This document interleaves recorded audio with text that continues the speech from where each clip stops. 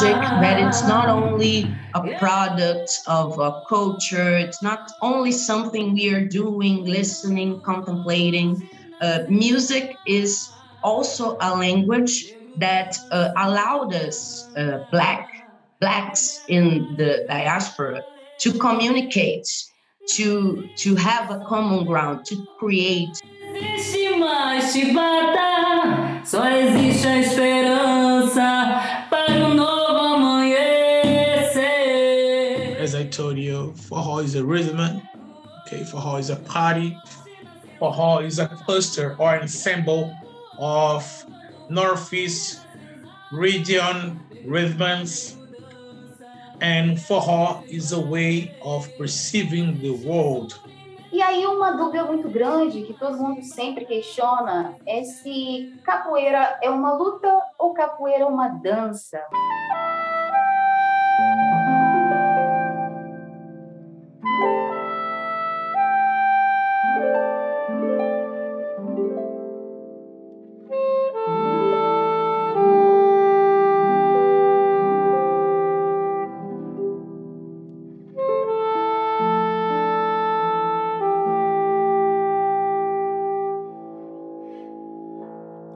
Music is not something we just do, but something that makes us in a circular movement, having as a parameter the national language we speak, which shapes the way we see and communicate the inner and outer world around us.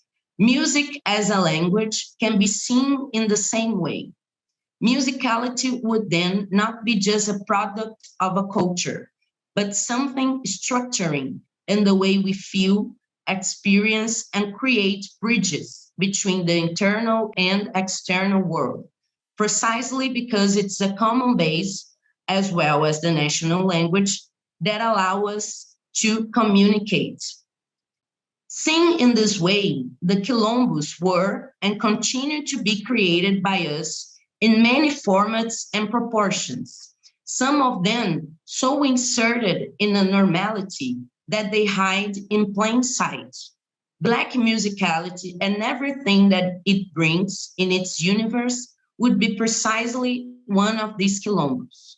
No wonder those who want to avoid the survival of the Black element in Brazilian society during most of the first half of the 20th century criminalized samba and religions of African origin. And we, nos aquilombamos, used quilombo as an action verb. In the backyards of famous ants like Seata, Afro-Brazilian musicality and spirituality flourished. Samba, candomblé, and umbanda, and ultimately the Carnival Parade and the Samba associations, escolas de samba, are expression of this effort.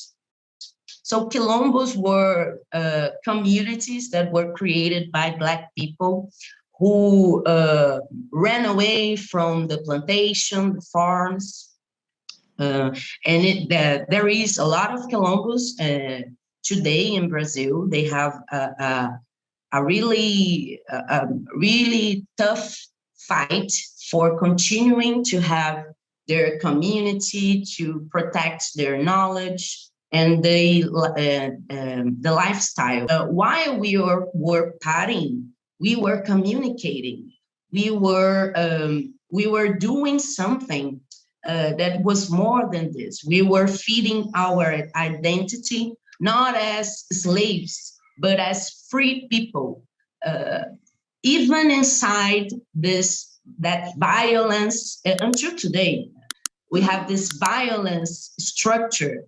Music allowed us to imagine something beyond that structure, allowed us to dream with a society and a way to feel, to walk in the world that it's not what the whites were saying that we were. So by doing this music and nos aquilombando, So getting together in these backyards, in the streets, in these bars, we were getting together and planning, imagining something that it's really important, that is emancipation, being free, being something else than just a Black person, in this sense that Black people only begin to be Black people when they come to America, when they are taken from Africa to come here, because before they were a lot of things. They were Yoruba, they were a lot of ethnicities. So music, I want to treat music and the backyards as this place, these quilombos, where we created and we continue to create this freedom for us. You put just a little piece of forró and the most in the spine of forró, that is Baião. This guy in the photo is Luis Gonzaga.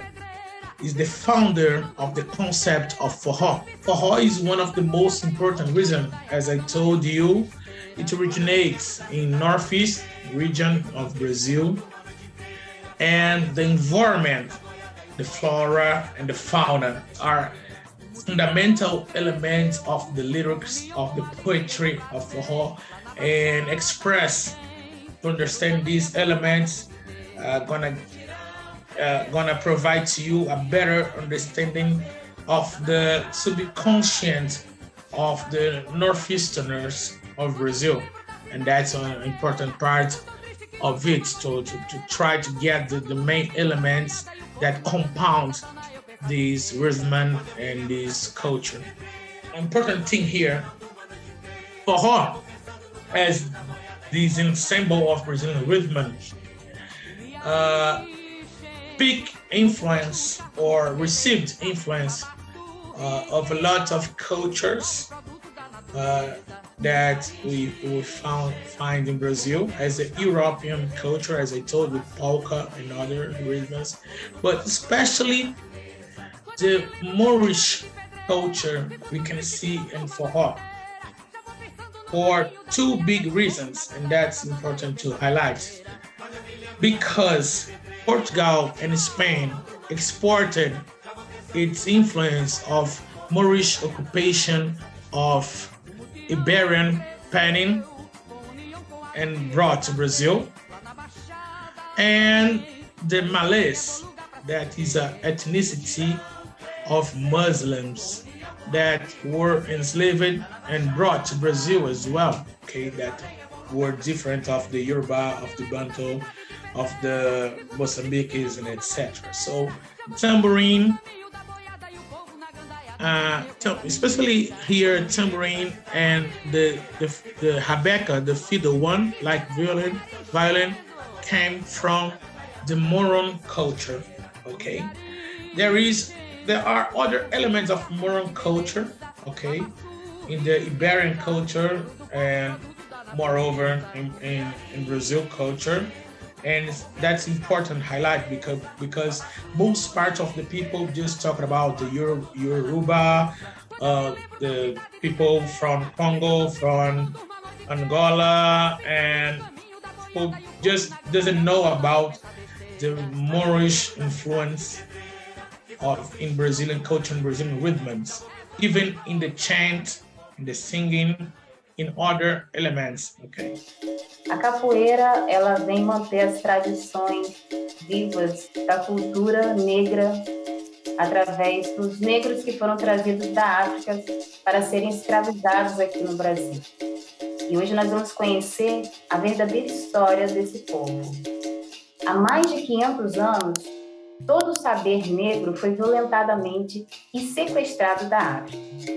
Transformados em mercadoria, homens e mulheres africanos foram escravizados, violentados, invisibilizados nas Américas. Tudo isso para o enriquecimento da Europa. Esses homens e mulheres tinham todo o conhecimento sobre o trabalho em agricultura, em mineração, Eles desenvolveram ao longo de milhares de anos sabedorias únicas que foram menosprezadas diante da escravidão. Mas além de ser a essa cultura africana negada a condição de ser um ser humano, porque, pasmem, negro não era considerado um ser humano, não era considerado gente. E a partir desse momento, para sustentar toda uma estrutura escravocrata, foi construída uma imagem social de que o negro eram seres pré-humanos, irracionais. E isso é muito triste. Vamos observar no vídeo do Engolo como que era essa base da capoeira vinda da África.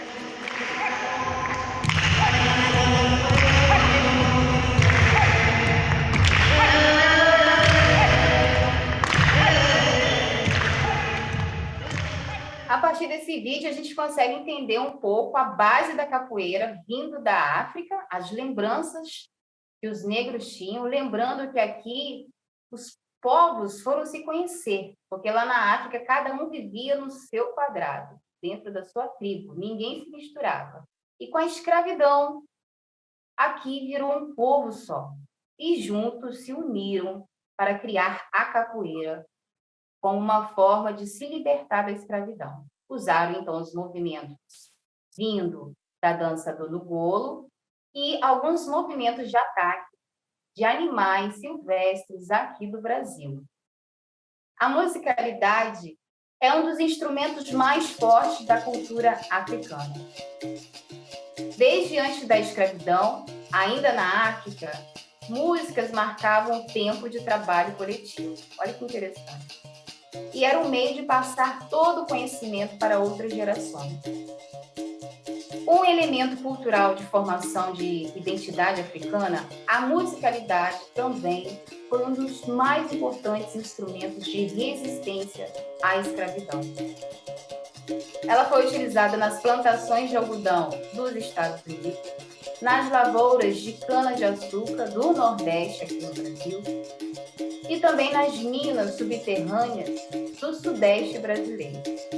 As músicas cantavam planos de fuga, estratégias de sobrevivência para quilombos e sonhos de voltar à sua liberdade na amada África.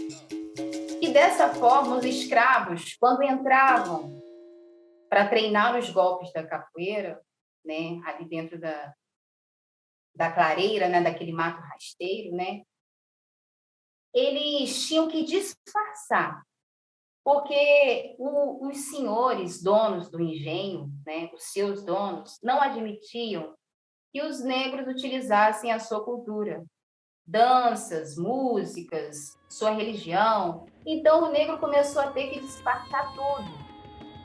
Quando eles estavam treinando os golpes da capoeira, terminando de montar essa luta, os senhores, seus donos, se aproximavam para ver o que eles estavam fazendo. E, de repente, o negro tinha que se virar e disfarçar. Ele não estava lutando, ele estava dançando. E eles começavam a dançar e dançar. E o senhor, né, que era o seu dono, dava um sorriso e não entendia nada. E assim a capoeira começou a introduzir a musicalidade dentro da luta.